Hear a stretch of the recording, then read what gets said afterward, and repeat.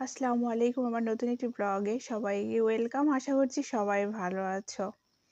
অনেক দিন ধরে অনেক, অনেক দিন বলতে বছর পেরিয়ে গেছে। মা শুধু বলে মায়ের জন্মস্থান, মায়ের শৈশব, মায়ের ছোটবেলার অনেক স্মৃতি নাকি এখানে জড়িত। বলে মায়ের বাপের বাড়ির এলাকাতে মাকে ঘুরতে নিয়ে যেতে। আমাদের নানার বাড়ির সাথে নানা নানি মারা যাওয়ার পরে বেশ কিছু বছর সম্পর্ক ভালো থাকলেও তারপরে আর মামাদের সাথে মামা যে মামার সঙ্গে আমাদের উঠা বসা ছিল মায়ের মারা গেছে। এই যে সামনে একজনকে দেখছো, এই ভদ্রলোক আমার মামা, মায়ের ছোট ভাই। ৩ ভাইয়ের মধ্যে এটা হলো ছোট। এই ভদ্রলোক আমার নানা নানি মারা যাওয়ার পরে আমার মায়েদের সাথে কোনো সম্পর্কই রাখেনি। কিন্তু বাড়ির ওপর গেলে অনেক আদর করে, অনেক আপ্যায়ন করে, অনেক মধুর কথা বলে। আসলে মানুষ বলে না যে দুষ্টু লোকের মিষ্টি কথা, তো এই ভদ্রলোকদের তেমনই আচার ব্যবহার। তো আমাদের বাড়ি বয়ে যে কারো আদর আপ্যায়ন গ্রহণ করার মতো সময় আমাদেরও নেই। আমরাও কারো থেকে কোনো অংশে কম নই। যাই হোক, ভিডিওতে এত কথা নাই বলি। এটা হচ্ছে আমার মায়ের জন্মস্থান। মা অনেক দিন ধরে, অনেক বছর ধরে বলতেছে মা এখানে ঘুরতে আসবে, বেড়াতে আসবে। মাকে কেন নিয়ে আসি না? অনেকে বলছে, অনেকবার বলছে, কেউ নিয়ে আসেনি। তো মায়ের সব ইচ্ছা, মায়ের সব খুশি, সবকিছু যখন আমি দেখি, তখন মায়ের এই ইচ্ছাটা কেন পূর্ণ করব না? একদম সেই ১৯৭১ সালে ৮৮-র বন্যায় যেমন বিধ্বস্ত রাস্তাগুলো ছিল, এখনো ঐরকম বিধ্বস্ত রাস্তাই আছে। এই রাস্তাগুলো দিয়ে গরুর গাড়ি চলে, মহিষের গাড়ি চলে। এখানে ৪ চাকার গাড়ি, ২ চাকার গাড়ি বা ইলেকট্রিক কোনো গাড়ির ছোঁয়া খুব কম দেখা যায়। দেখছো রাস্তার মাঝখানে মাঝখানে কাদা, কি অবস্থা! এখান দিয়ে চলাফেরা করা কি কষ্ট! আর দেখছো চারিদিকে সবুজ মাঠ, মাঝখান দিয়ে রাস্তা। তবে পরিবেশ কিন্তু চমৎকার। এইরকম সুন্দর পরিবেশ হৃদয় ছুঁয়ে যায়, মন ছুঁয়ে যায়।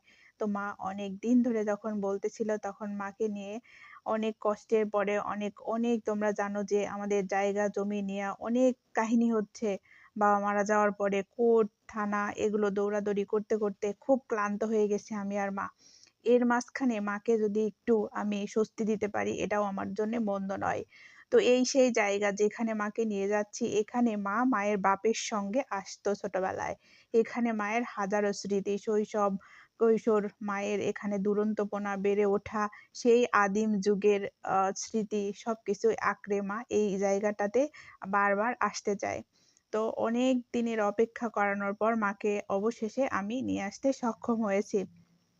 তো মা এখানে হেঁটে, হেঁটে দেখো যাচ্ছে কত আগ্রহ নিয়ে এই জায়গাটাতে আমার নানার সঙ্গে, এই দিঘিটাতে, এই সেই দিঘি, যে দিঘি হচ্ছে পাঙ্গিয়ার দিঘি নামে পরিচিত। এটা হচ্ছে নাটোর জেলা বড়াইগ্রাম থানার ৪ নং নগর ইউনিয়নের মল্লিকপুর আটাই হচ্ছে জালোরার মাঝখানে যে মাঠ, সেই মাঠের মধ্যে এই দিঘিটা অবস্থিত।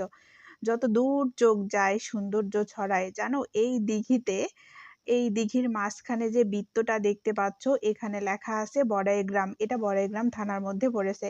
নাটোর জেলা বড়াইগ্রাম থানার ৪ নং নগর ইউনিয়ন। তো এই সেই জায়গা যেখানে চাইলেই তুমি নিয়ত ঠিক রেখে যদি এখানে এসে যদি বলতে যে আমার এতগুলো সোনার জিনিস লাগবে, এতগুলো গহনা লাগবে, এতগুলো থালাবাটি লাগবে, তাহলে তোমাকে দিয়ে দিত।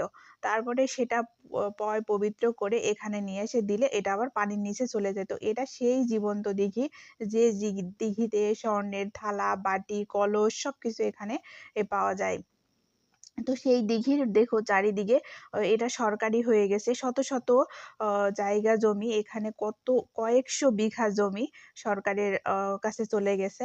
এটা সরকার সংরক্ষণের দায়িত্ব নিয়েছে। রক্ষণাবেক্ষণ সবকিছু সরকারি লোক দিয়ে করে। দেখো এখানে কি সুন্দর করে চারিদিকে যত দূর চোখ যায়। আর এই দেখো মাঝখানে সেই বৃত্তটা, সেই বৃত্তটা কাটার সাহস আজ পর্যন্ত এই যুগে এসেও, এই আধুনিকতার ছোঁয়ায়ও কেউ এখানে স্পর্শ করার সাহস পায়নি। কারণ এটা সেই জীবন্ত দিঘি, যে দিঘি কথা বলতো, যে দিঘিতে আসলে স্বর্ণের জিনিস পাওয়া যেত। কিন্তু এখানকার একটা নিয়ম ছিল, এখানকার জিনিস যদি কেউ চুরি করে তাহলে এখানকার আর কখনো কোনোদিনই আর স্বর্ণের জিনিস কেউ নিতে পারবে না। তো কেউ একজন লোভে পড়ে জিনিস নিয়ে গেছিল, কিন্তু সেই জিনিসের একটা থালা নাকি কম দিয়ে তাকে ফেরত দিতে আসছিল। তো সে তো ফেরত নিয়েছে, কিন্তু এরপরে থেকে এই জীবন্ত দিঘিতে আর কখনোই স্বর্ণের থালা, বাটি, কলস এগুলো উঠতে দেখা যায়নি। তো এই জায়গাটাতে খুব ভুতুড়ে জায়গা ছিল। এখানে আসলে মানুষ খুব ভয় পাত।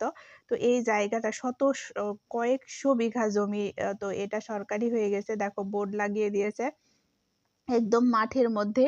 তো এই জায়গাটা রক্ষণাবেক্ষণ করলে এই জায়গা থেকে কোটি, কোটি টাকা আর্নিং করা সম্ভব। এটা একটা জাতীয় সম্পদে পরিণত হয়েছে। কিন্তু ওই যে দেখো বৃত্তটা, সেই জীবন্ত জায়গাটা এখনো রয়ে গেছে। সেই জায়গাটাতে সরকারও হাত দেয়নি। সেই জায়গাটার সম্মানার্থে এই এত সুন্দর আয়োজন করেছে। কাজ চলতেছে, এখনো পুরোটার কাজ শেষ হয়নি। অনেক সুন্দর করে গুছিয়ে নিয়েছে। বাট এখনো কয় বৎসর যে লাগবে এটার কাজ শেষ করতে, যেহেতু সরকারি কাজ অনেক ডিলে হয়। কিন্তু তোমাদেরকে ঘুরে, ঘুরে দেখাচ্ছি। দেখো দিঘির চারিদিকে বেঁধে দিয়েছে। এটা কিন্তু এরকম করে বাঁধা ছিল না। এটা খোলা ছিল, একদম উন্মুক্ত ছিল।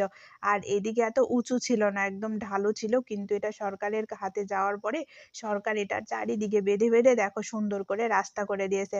আর আমি এই ভ্যানের উপর বসে পুরোটা ঘুরতেছিলাম মাকে নিয়ে। আর মাকে দেখাচ্ছিলাম এই সেই দিঘি, যে দিঘিতে মা নানার সঙ্গে আসতো। এখানে প্রচুর পরিমাণে পদ্ম ফুল ফুটতো। মা আসতো পদ্মের চাকা তুলতে, পদ্মের ফল তুলতে। আর নানা আসতো গরু হয়তোবা কোনো কৃষিকাজের জন্য। তো এখানে মায়ের ছোটবেলার অনেক স্মৃতি। তো যে মানুষটা হচ্ছে তার বয়স চলে আসছে, বয়ঃসন্ধি চলে আসছে, এই বয়সে এসে তার বাপের সঙ্গে তার শৈশবের স্মৃতি খুঁজে বেড়ায়, এখানে এসে দেখতে চায়, তাকে নিয়ে আসা আমার অনেক বড় একটা দায়িত্ব ছিল। তো আজকে অনেকটা হালকা লাগতেছে মাকে এখানে নিয়ে আসার পরে। মা এখানে আসার পরে কতটা যে খুশি হয়েছে, মায়ের মুখ দেখে আমি সেটা বুঝতে পারছি। আর মাকে এইটুকু আনন্দ দেওয়ার জন্য অনেক বহু দূরে আমি চলে যেতে পারি। তবে মা কিন্তু একবারও বলেনি যে মায়ের ভাইদের বাড়িতে যাবে বা বাপের বাড়িতে যাবে। তো মায়ের এই ইচ্ছাটুকু পূরণ করা আমার সত্যি অনেক বেশি ভালো লাগতেছে। তো সবাই ভালো থেকো। আল্লাহ হাফেজ।